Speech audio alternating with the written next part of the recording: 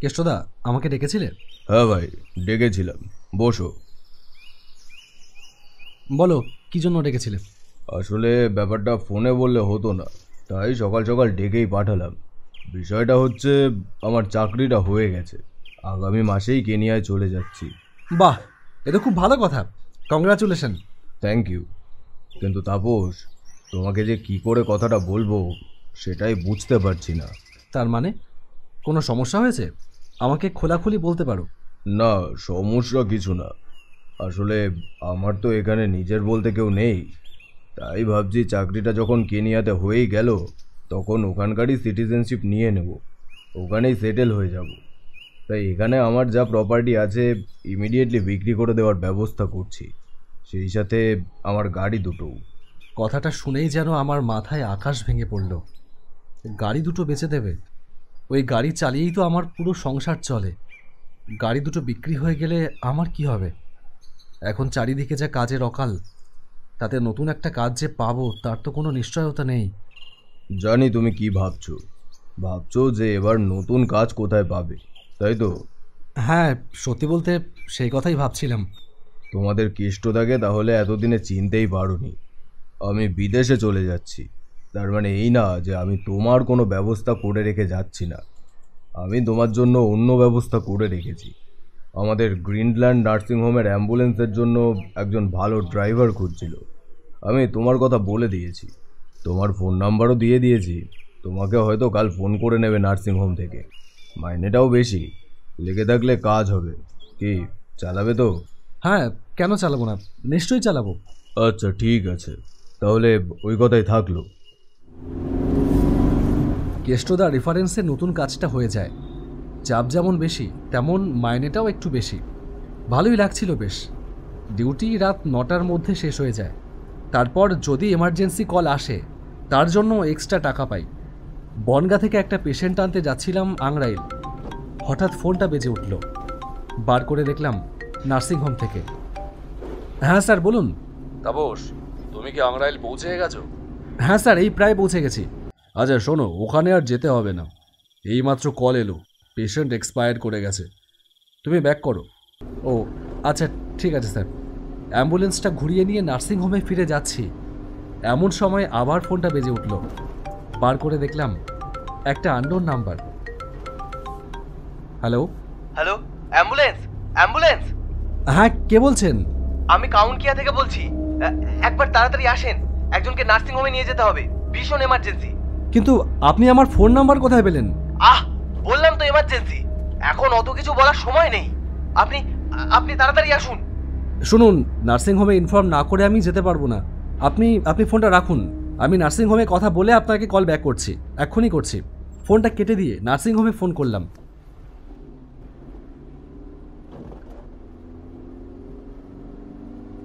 Hello sir, আমার ফোনে একটা ফোন এলো এইমাত্র কাউন্টিয়া থেকে। একজন এমার্জেন্সি পেশেন্ট আছে বলছে। কাউন্টিয়া? সেটা তো তোমার ওই রুটেই পড়বে। হ্যাঁ স্যার, এই রুটেই। তাহলে যাও, নিয়ে এসো। আর ভাড়ার ব্যাপারটা তুমিই বলে নিও। আর নেক্সট টাইম নিজের পার্সোনাল নাম্বারটা কোথাও শেয়ার করো না। আমি কোথাও নাম্বার দিইনি স্যার।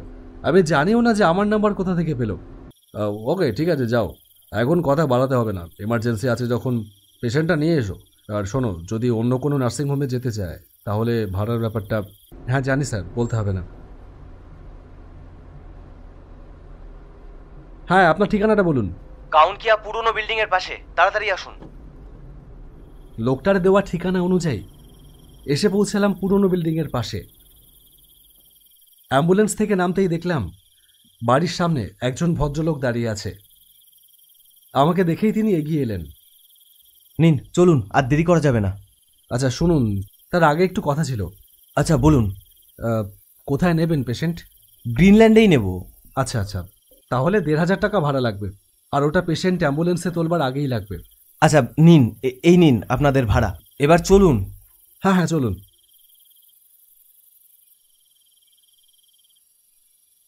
পেশেন্টের ঘরে যেতেই আমার সারাটা গা গুলিয়ে উঠল একটা তীব্র পচা গন্ধে। খাটের ওপরে একটা শরীর পড়ে আছে। দেখেই বোঝা যায় যে এই অন্তত 10 দিন আগের পুরনো ডেড বডি। তা থেকেই বেরোচ্ছে এই নারকীয় পচা গন্ধ। আমি নাক চেপে ধরেও সে গন্ধ এড়াতে পারছি না। আর কিছুক্ষণ এই ঘরে দাঁড়িয়ে থাকলে নিঘাত বমি হয়ে যাবে। কি হলো দাদা, নিন তুলুন, অ্যাম্বুলেন্সে নিয়ে যেতে হবে তো। আর আপনি কি পাগল? এ তো মারা গেছে কবে তার ঠিক নেই। এই বডি আপনি দাহ না করে এভাবে রেখে দিয়েছেন। কে? কি বলছেনটা কি? কে ডেড বডি? দিব্যি একটা জ্যান্ত মানুষ আপনার চোখের সামনে রয়েছে, আর আপনি তাকে ডেড বডি বানিয়ে দিলেন? পাগল আমি না আপনি? আপনি তাড়াতাড়ি ধরুন, ওকে অ্যাম্বুলেন্সে তুলতে হবে। আচ্ছা, গ্যারাকলে পড়েছি, এখান থেকে পালাতে হবে। কি হলো, কি ভাবছেন? এখনো বুঝি ওটা ডেড বডি ভেবে চলেছেন? বিশ্বাস করছেন না যে আমার ভাই বেঁচে আছে? দাঁড়ান, তাহলে এক্ষুনি ওকে ডাকছি। চন্দন, এই চন্দন, ওর তো ভাই এই ভদ্রলোক ভয় পাচ্ছে, ভাবছে তুই মৃত, তাই তোকে অ্যাম্বুলেন্সে নিতে চাইছে না। চল উঠে আয়, তুই একা একাই অ্যাম্বুলেন্সে উঠবি। লোকটা সত্যিই পাগল। ভাবতে না ভাবতেই যে অদ্ভুত ভয়ঙ্কর ঘটনাটা ঘটল, তার জন্য আমি মোটেও তৈরি ছিলাম না।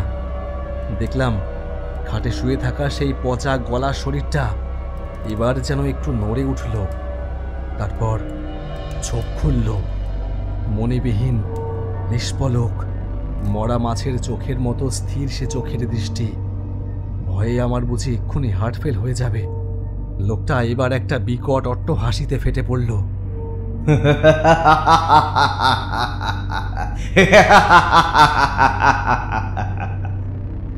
কে এবার বিশ্বাস হলো তো যে আমার ভাই মারা যায়নি?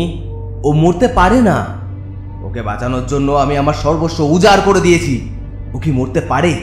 চল ভাই, ওঠ, অ্যাম্বুলেন্সে চল, বাইরে তোর জন্য অ্যাম্বুলেন্স দাঁড়িয়ে আছে। দেখলাম মরমর শব্দ করে সেই পিশাচ শরীর এবার সোজা হয়ে উঠে বসল। এই ঘর যেন এক টুকরো নরকে পরিণত হলো চোখের নিমেষে। চোখের সামনে যা ঘটছে তা নারকীয়। এখান থেকে পালাতে হবে, না হলে বেঁচে ফিরতে পারবো কিনা জানি না। দেখলাম দরজাটা হাট করে খোলা আছে। ভয়ে সারাটা শরীর ঠকঠক করে কাঁপছে। তবু কোনো রকমের শক্তি সঞ্চয় করে খোলা দরজা দিয়ে ঝাঁপিয়ে পড়েই দৌড়ে বাইরে চলে এলাম। বাইরে এসেই দেখলাম একজন লোক দাঁড়িয়ে রয়েছে। ওখানে কি করতে গিয়েছিলেন? পেশেন্ট আনতে। কিন্তু কি দেখলাম ভেতরে! ও, আপনিও দেখেছেন? তাহলে তো আপনি ভাগ্যবান লোক মশাই। ভাগ্যবান লোক? হ্যাঁ, ভাগ্যবান না হলে কি আর ভূতের দেখা পাওয়া যায়? কেসটা কি ছিল? কেসটা বড় দুঃখের। এই বাড়িটা ছিল রমেন মাহাতোর। সে আর তার ছোট ভাই কার্তিক থাকতো ওই বাড়িতে। বাবা মা অনেক আগেই মারা যায়।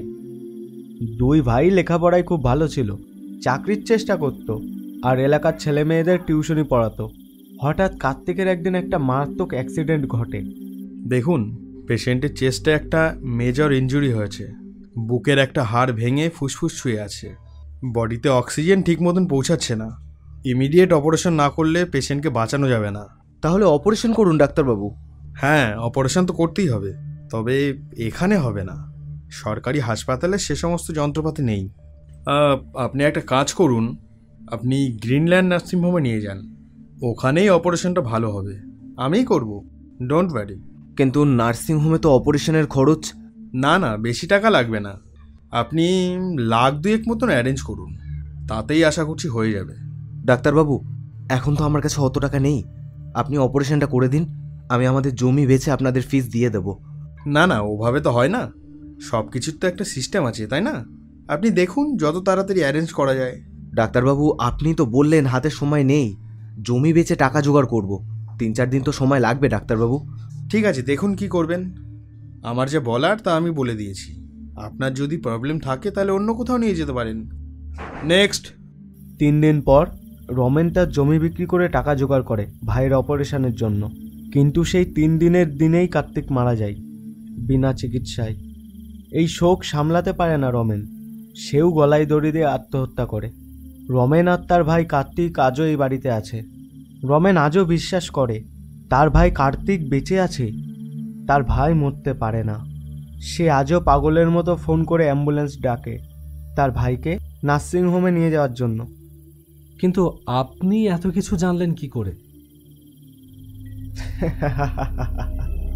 আমি জানবো না তো কে জানবে? ভালো করে তাকিয়ে দেখুন তো, আমাকে চিনতে পাচ্ছেন না? তার মুখের দিকে তাকিয়ে দেখলাম সত্যিই কেমন যেন চেনা চেনা লাগছে। ভালো করে দেখতেই বুঝলাম এ তো সেই ডেড বডিটা যাকে আমি একটু আগে ঘরের ভেতর দেখেছি। বুকের ভেতরটা শিউরে উঠল ভয়ে, শরীর অবশ হয়ে আসছে ক্রমশ। বুঝলাম আর দাঁড়িয়ে থাকতে পারবো না।